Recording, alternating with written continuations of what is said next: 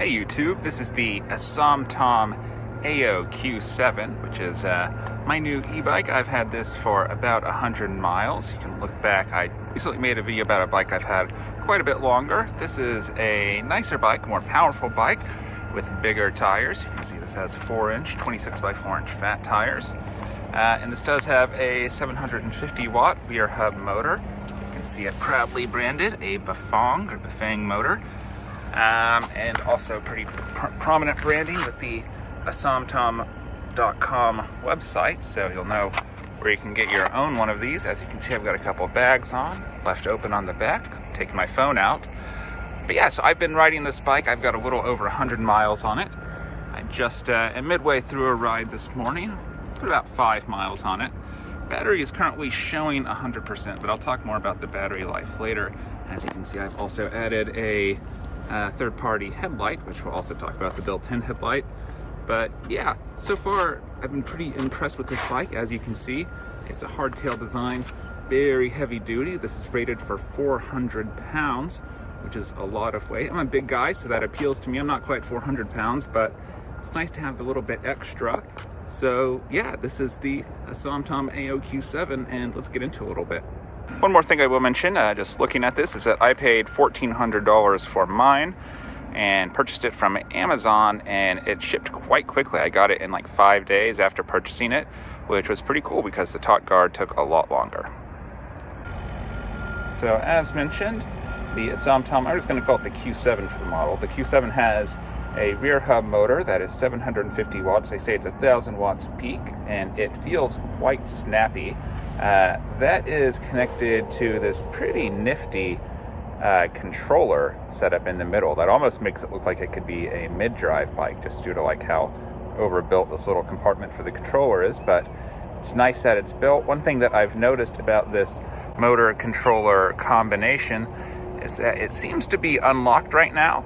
I've had no problems getting this bike up over 30 miles an hour. The highest I've hit, and this is pedaling with it on flat territory, and pedaling really hard because you're having to move fast to do that, but I've hit 34, a little over 34, which is pretty darn fast on a $1,400 e-bike, and pretty cool. So if you're planning to do any pedaling along with that 750 watt motor, there is a 7-speed drivetrain. Which I haven't had. Well, I should do some adjustments on it. I was going to say I haven't had any problems with it. It's running smoothly, but it's not shifting totally smoothly out of the box. But not too bad, so I haven't, felt the need to mess with it. All right, here's that 7-speed shifter, and right next to it there is also the half-twist throttle control, which is the same type of throttle control I had on my other bike, or still have on the other bike, and I find it pretty enjoyable to use. There's a little bit of, it feels like a delay on the throttle, which is probably good because when this motor fully kicks in on pedal assist, it really goes. All right, the Asamtom Q7 does come with hydraulic disc brakes, which is a big upgrade. I'm pretty sure they're not going to all come with exactly the same brakes, but mine came with the Zoom brakes, and so far they've worked awesome, no complaints. All right, so I'll go ahead and turn the bike on, which you do with this switch right above the controls for the assist modes. Hold that down, and then our screen comes on. It's a perfectly fine screen. Really, the one minor criticism of it, though it's not bad with the upgraded light, is that it can be a little bit bright at night. It does dim itself some when the headlight comes on, but the built-in headlight is just so inadequate that the screen actually can be a little overwhelming. But yeah, I have no complaints about the screen. You can cycle through the assist modes. You can see it starts in 1, which I think will limit you to around 4 miles an hour. And then you can bump that up to, I guess, 8. The modes that are the most interesting are the ones that I use the most, unless I'm riding around people, which those middle modes are good for, but are the top 2, which are just 2 different levels of sport. And so this is where battery life, from what I've noticed so far, you can see I have 105 miles on it, can really stand out between these 2 modes, because the top mode is that totally unrestricted mode where it'll, just go, and try to go, it seems like, as fast as you can pedal along with it. So I've been hitting over 30 miles an hour regularly on reasonably flat ground using that. And then, but I have also noticed if I'm just bombing around town on that I'm only going to get like around 20 miles on the charge, which is not really at all what this was advertised for on the pedal assist mode. I think they advertised 35 on throttle and 45 on pedal assist, obviously up to. So I understand fully that the different assist modes are obviously the higher ones are going to use more battery life. But since I'm pedaling along with it, you know, it feels a little bit disappointing to only be getting around 20 on that highest assist mode. But at the same time, I totally get it. So to get longer battery life, you're probably going to be spending most of your time in level 4, which tops out at 20 miles an hour, which is perfectly comfortable to cruise around on, because there are definitely times when getting up into the 30s can be, you know, it feels fast on a bike. One final note on the cockpit is that there is a button to disable and enable the throttle.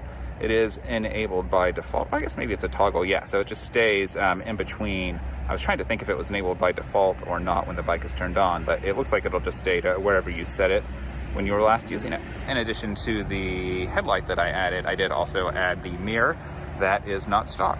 All right, moving down from the cockpit, we've got the suspension fork. It is an adjustable coil fork, which is cool. I don't really know how these work that much, but you can adjust it on that side, and then on the other side, if we swing over, you can also lock it and put it into full rigid mode if you are going to be all on pavement and just want to prioritize speed. And yeah, the fork feels pretty good. I'm not an expert on forks. I don't have really high-end mountain bike experience, but yeah, it definitely works. You can feel it going down and providing a little bit of extra comfort on the rides. Speaking of ride comfort, I will say that the fat tires themselves make a big difference, I think, in terms of soaking up, especially small bumps on the roads and gravel trails, which I ride on a lot.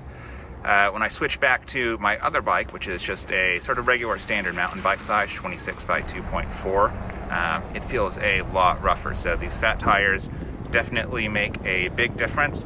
The tires that this bike comes with are definitely one area of skimping, which we'll hit on a few others, because they are, well, there's the branding. So they don't really seem to be much of a brand name. They have this logo, which is the only brand that's on it. And I'm not familiar with that logo, so I'm not sure if these are, you know, made by just sort of an off-brand for reputable manufacturer, but I've never seen tires like this before. About 105 miles in, and I haven't had any problems. I've hit some pretty big potholes, and, you know, no flats yet, no explosions, so One other design feature I do like about this bike is that it uses a through axle on the front and back, which is a nice safety feature, especially, you know, on a bike that can easily get over 30 miles an hour. That just, you know, really makes sure that that wheel is going to stay locked on there and nothing's going to happen. I'll quickly mention another upgrade I did, which was adding these Fuker pedals that I got off of Amazon at the same time I bought the bike. The pedals this bike comes with are also another skimp area. I don't have them in front of me to show you, but they don't rotate very well. They're very rough, and they have almost no grip. So for 20 bucks, these are a really nice upgrade, and my feet have been very well planted. All right, I will also mention one slight issue I've had on the back rim that I need to contact AssamTom about to see if they can send me some replacement spokes, is that there are a couple of spokes that are not tightening, that I'm not sure if those broke going over a pothole, although the wheel didn't seem totally true from the factory. So the back wheel hasn't been perfectly true. It hasn't been a major issue, but it could be affecting performance and battery life a little bit, because there is a tiny little bit of rub on the disc brake that I think is being caused by the wheel more than the disc brake itself. So one thing to note, it hasn't been a big deal for me. Like I said, I'm still cruising around over 30 miles an hour, no problem. But that little bit of rub is probably slowing things down a bit and could affect the longevity of the rim. So I need to reach out to AssamTom about that and see if I can get some replacement spokes. All right, so as you can see, or probably not see, we're in the official headlight testing zone. So first, let's try out the built-in headlight, which you do by holding down the mode for shifting up. I've got it pointed down a little bit low. Let's get it pointed out there, and as you can see, it does an okay job of illuminating things, but it only really spreads out once you point it way down the road. So now I'll turn on my aftermarket light. Wow, what a difference. So this is definitely a way better solution. This is the brightest mode on the aftermarket. There are 3 different brightnesses. This is the dimmest, which still provides, I think, a much more rideable experience. Let's turn off the built-in one. yeah, like you barely even notice it's gone. There was a little bit way down, so yeah, the built-in headlight, it's not that it's not bright enough, it's just not a good headlight for a bike, unfortunately. So actually, while I'm recording, this is a good spot to do a throttle test. Just, you know, with the helmet cam. I'll try to do another one where you can actually see the speedometer, but I will try to do some commentary on what kind of speeds I'm getting on this little straight right here. Throttle on, no pedaling. We are at 10, 15, 18, 20. Got a stop sign up there, 24, 25, 27, 28, 29, 30, going down a little bit, over 31 before I have to get on the brakes. So, pretty quick.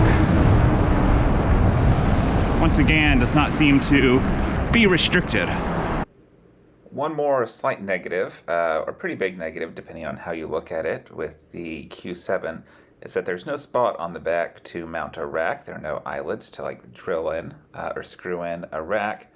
And the seat stays are also so beefy, which is part of what drew me to the bike and why it has such a high weight rating and it's such a stiff frame, that it's also really tough to use those universal ones. So if you want to put a heavy-duty rack on this, you're probably going to have to get pretty creative with figuring out a way to mount it. Well, that's about it. So to wrap up my impressions on the Asamtom AO Q7, I think it's a pretty great bike, especially for the price. There are definitely some areas, the tires, the headlight, the pedals, where you can see skimping. No ability to mount a rack, but those are all things that are relatively easy to address if you're a handy sort of DIY-oriented person. And beyond that, you're getting a whole lot of bike for the money, and I think it's very attractive. I got the dark gray one.